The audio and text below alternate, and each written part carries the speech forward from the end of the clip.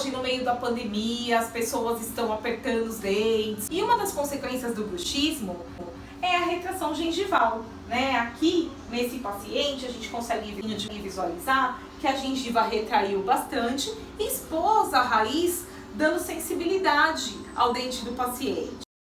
E a gente tem uma ferramenta aqui no iTero que mostra os contatos oclusais.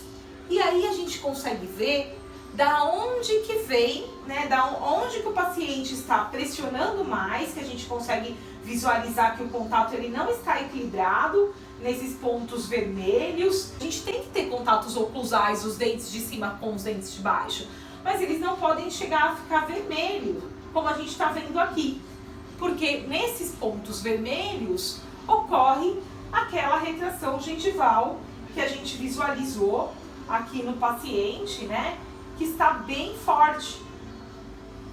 E como que a gente faz o tratamento disso?